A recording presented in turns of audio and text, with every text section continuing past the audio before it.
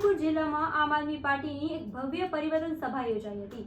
આ પરિવર્તન સભામાં આમ આદમી પાર્ટીના ડેડિયાપાડીના ધારાસભ્ય ચેતર વસાવાએ હાજરી આપી હતી। આ કાર્યક્રમમાં આમ આદમી પાર્ટીના પદાધિકારીઓ, સ્થાનિક આગેવાનો સહિત હજારોની સંખ્યામાં લોકો જોડાયા હતા।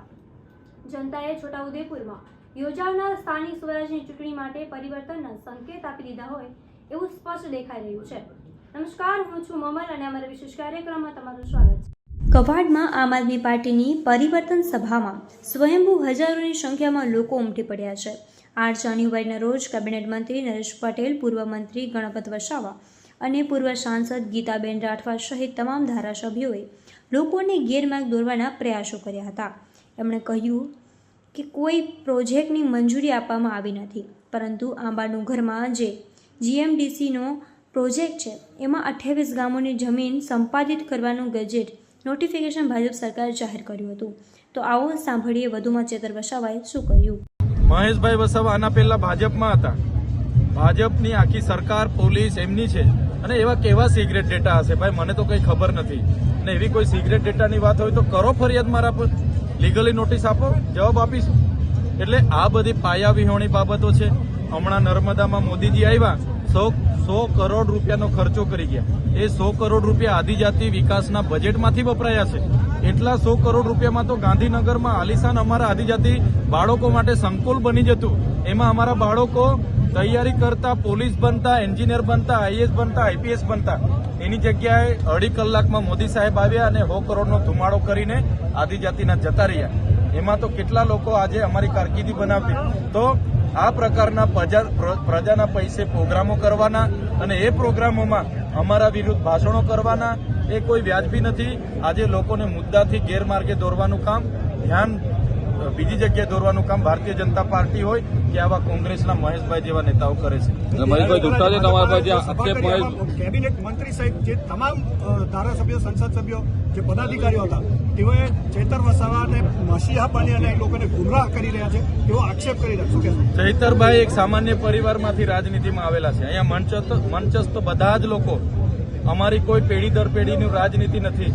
જેટલા પણ લોકો ભાજપ અને કોંગ્રેસમાં છે એ પોતાને એવું સમજે છે કે અમારે બાપ દાદાઓની આ જાગીર છે, પેઢી છે, એટલે અમે જ અમારા પેઢી દર પેઢી અમે ધારાસભ્ય, સાંસદ બનતા જઈશું।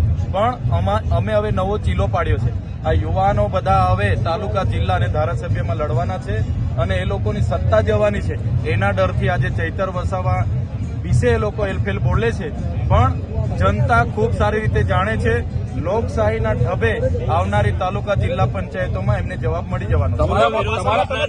સુખરામભાઈ રાઠવા એવું આક્ષેપ લગાવી રહ્યા છે કે ચેતરભાઈ આદિવાસી નેતા તો છે, પરંતુ આ પાર્ટી ભારતીય જનતાની બી ટીમ છે। આ બાબતે આપનું શું કહેવું?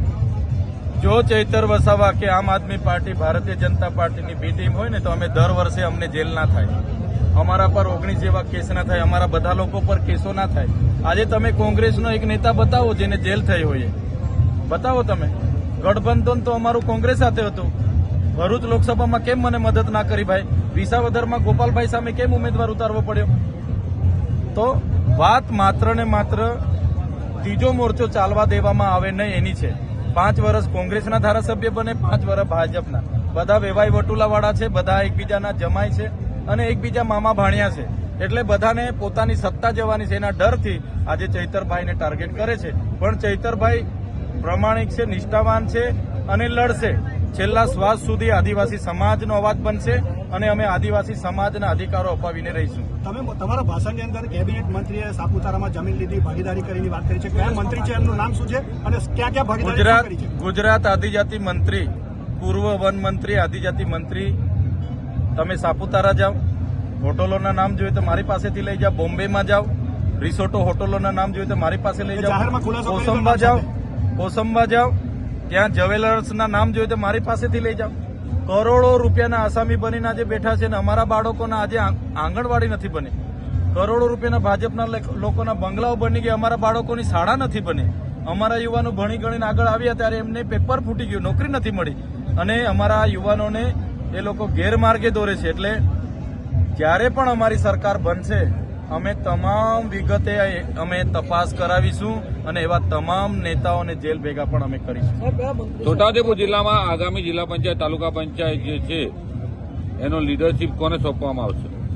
છોટાઉદેપુર જિલ્લામાં અમારા નેતૃત્વની અંતર્ગત લોકસભાના ઇન્ચાર્જ મુકેશભાઈ બારિયા છે, જિલ્લાના પ્રમુખ રાધિકા રાઠવા છે, અમારા રાજેશભાઈ લગામી છે, આજે પરેશભાઈ રાઠવા જોડાયેલા છે અને અમારા ભંગિયા રાઠવા, નવસિંહભાઈ રાઠવા, અમારા બધા સરપંચો ખૂબ લોકો માટે બોલે છે, લોકો માટે લડે છે, લોકોના સુખ દુઃખમાં સહભાગી બને છે.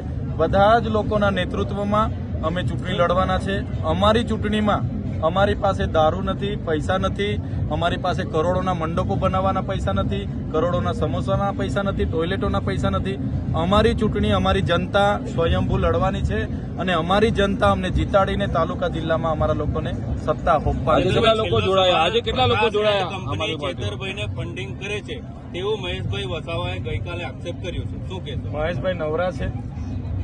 દાહોદમાં જોડાવા ગયા 5 લોકો નહોતા એમની સાથે. બીટીપીના ચાલુ ધારાસભ્ય હતા ચૈતર વસાવા, સામે 2022માં લડ્યા હતા. નોટા કરતા ઓછા મત મળ્યા છે. 3000 મત મળ્યા છે. એમની સામે થોડું મારે નિવેદન કરવાનું હોય? હા, એમણે મારી સાથે ડિબેટ કરવાની હોય તો ભાજપના બધા જ લોકો આવી જાય ડિબેટમાં. હું તૈયાર છું. કોંગ્રેસના બધા નેતા આવી જાય, તૈયાર છું. 50 વર્ષનું શાસન કોંગ્રેસે બી કર્યું છે. 30 વર્ષથી ભાજપ પણ સરકારમાં છે. આવો મેદાનમાં ડિબેટ કરીએ આપણે, કાં વાંધો છે?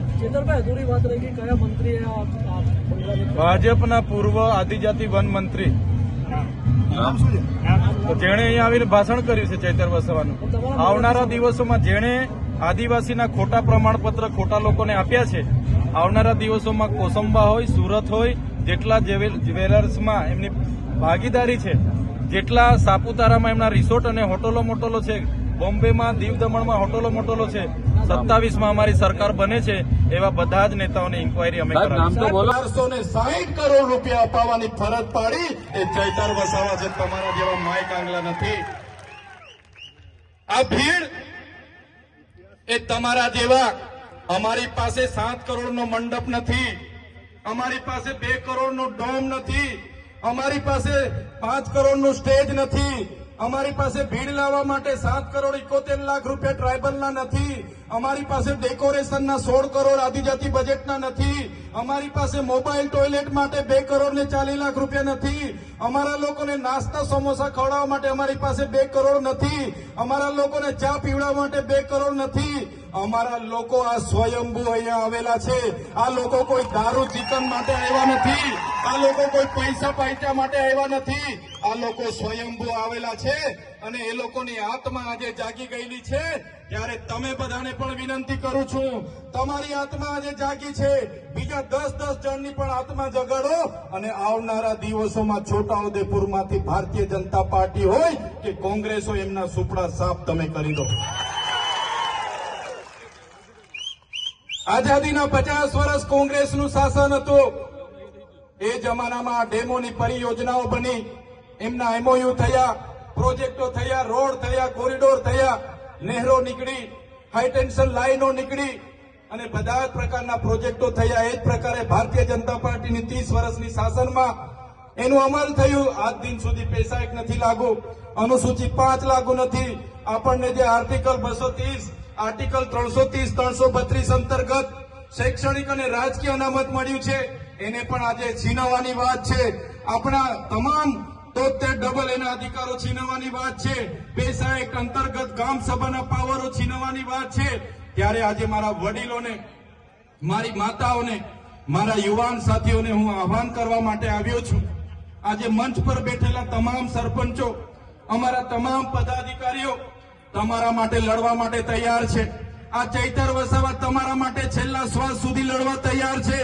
પણ મારા વડીલો, મારી માતાઓ, મારા યુવાન સાથીઓ, તમને હું વિનંતી કરવા માટે આવ્યો છું કે હવે તમે તૈયાર થઈ જાઓ. આ લોકોના જૂઠા વાયદાઓમાં નથી આવવાનું. આપણી અસ્મિતા બચે, આપણી સંસ્કૃતિ બચે, આપણી જમીન બચે, એ માટે આપણે બધા તૈયાર થઈને હવે આવનારી ચૂંટણીમાં ઈંટનો જવાબ પથ્થરથી આપી દેવા માટે તમારે તૈયાર રહેવું પડશે. અહીંયા મંત્રી આવ્યા હતા 2-3 દિવસ પહેલા. એમણે કીધું એવો તો કોઈ પ્રોજેક્ટ આંબા ડુંગરનો નથી, એવો તો કોઈ પ્રોજેક્ટ હાઇડ્રો પાવરનો નથી, ત્યારે સાથીઓએ મંત્રીની જેમ હું હવામાં વાત કરવા નથી આવ્યો. ચેતર વસાવાના આ મુદ્દે આપ શું વિચારો છો? કોમેન્ટ કરીને અમને જરૂરથી જણાવજો. અત્યાર માટે બસ આટલું જ. ધન્યવાદ.